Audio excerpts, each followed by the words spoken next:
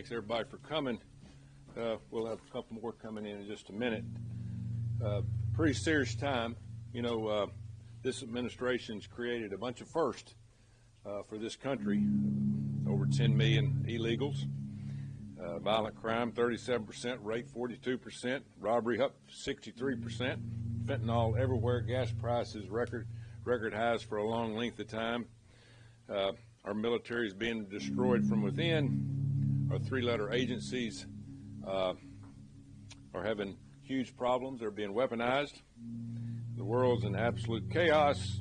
This administration is setting records of incompetency. Congratulations, if that's what they're trying to do, because they've been able to accomplish that. And now, after multiple assassination attempts, they can't even give the former president and possibly future president security he and his family needs. It's absolutely ridiculous. This isn't surprising. We have a huge mental health problem in this country.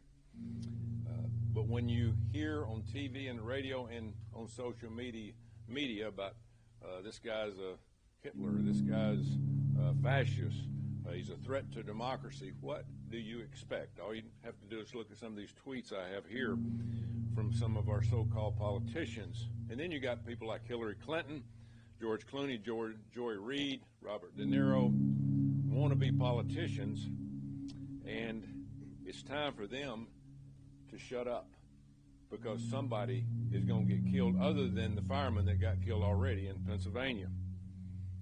Mentally ill people hear this violent, dangerous rhetoric, and we're going to have a copycat. It's coming. And it's just unfortunate. Somebody's going to get killed, even after the fireman in Pennsylvania. So, what's it going to take? 66 days ago was the first assassination attempt. What have we learned? Zero.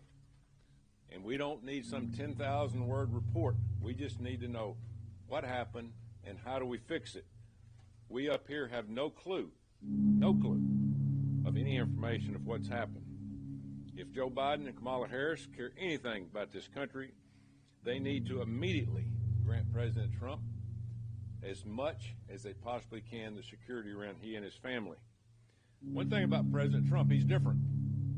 He doesn't work 6-8 hours a day. He's going to work 14, 16 hours a day. You're not going to stop him from going to outdoor events.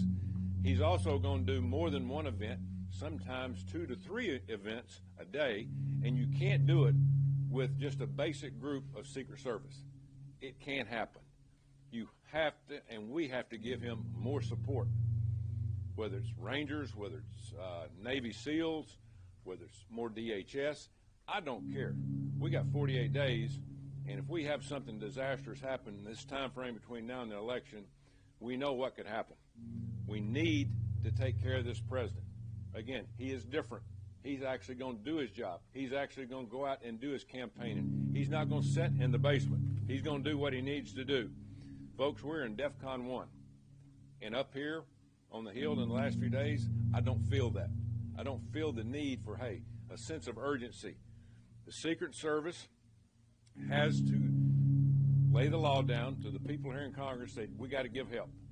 I hear the Secret Service or the FBI director or the regional director down in South Florida about, he's not the sitting president. We all know that. But he's had 2 assassination attempts. My God, wake up and smell the roses. We've got to do something. Let's don't wait till it's too late.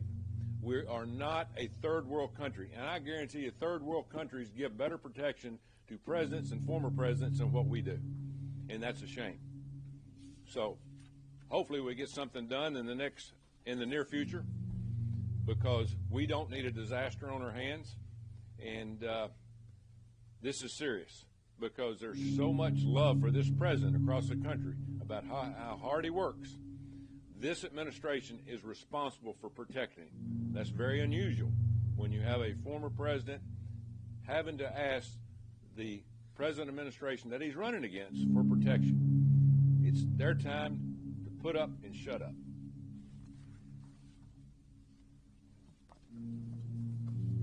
All right, Coach, thanks so much. Well, it appears to be open season on presidential candidates you don't like. Last week, President Trump warned us on the debate stage about the hatred and lie being spread by the left and the mainstream media, making him a target. Now another attempt has been made on his life. Now, what was the media's response during the debate? They brushed it off. AB said, moving on. Let's move on. Well, folks, we're not moving on. The Republicans in the House and Senate are not moving on. We'll fight until President Trump is protected and people realize the danger of inciting violence through their rhetoric and their irresponsible reporting. Kamala Harris, Joe Biden, and others have repeatedly labeled Trump a threat to democracy, fueling a very dangerous narrative. Now, why wasn't this assassination attempt major news? Why did the major TV stations not break from their regular coverage? If it had been Kamala Harris, would the media have remained silent? America has become a powder keg of political violence, pushed to the edge by media, big tech, and inflammatory campaign ads. And we're now reaping the consequences of Joe Biden and Kamala Harris's lawlessness. Their open borders, their cashless bail, their defund the police policies, and the unchecked riots. So we are calling for immediate action, and that's why we sent a letter today to Director Rowe from the Secret Service. 7 members of the Senate have signed that letter. We're asking him to give Trump the same protection as a sitting president.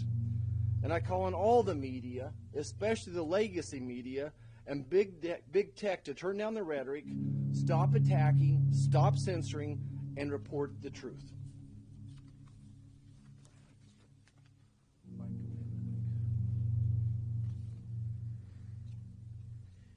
Donald Trump nearly lost his life. This is not the first time it's happened in the last couple months. It's the second time. This was a tragedy that fortunately was forestalled. This gunman, Mr. Ryan Ralph, decided it would be a good idea to hide and wait for him, knowing that he was going to be golfing that day, apparently having been tipped off somehow, hid himself in the bushes. And he had a GoPro and a military-grade weapon ready to be fired. Fortunately, a Secret Service agent apparently saw the barrel of the gun and fired shots before shots were fired, and Mr. Ralph fled. But this came way too close for comfort. I don't think it's lost on anyone that had it been the sitting president of the United States golfing that day, the gunman wouldn't have gotten anywhere nearly that close, and certainly anywhere close enough to have been able to carry out the attack. This guy was. He was within 500 yards, and it's very fortunate. We should all be grateful and uttering prayers of gratitude that it didn't end worse than it did, but it still came way too close. It's understandable that we offer a really high level of protection to sitting presidents of the United States. There are all kinds of reasons why the sitting president needs a large amount of security. But whereas here you've got a presidential candidate, the Republican candidate, the last standing impediment between a continuation of the current administration through Vice President Harris being elected this November, Donald J. Trump is the sole potential impediment to that. Where that circumstance exists, and especially where that candidate has now been the intended victim of 2 nearly successful assassination attempts, it's time to really increase his security detail, if necessary, to the same level or a comparable level to that enjoyed typically by the President of the United States. That isn't too much to ask, and in fact, it's a real misjudgment that would result in anything less than that. It's also important to remember the sort of environment in which this sort of thing tends to thrive. When Donald Trump is repeatedly characterized by, among other people, Kamala Harris as a threat to democracy, saying things like democracy is on the line, not just good policy is on the line or my kind of government is on the line, but democracy itself is on the line, and Donald Trump is a threat to that democracy. Those things have their intended effect.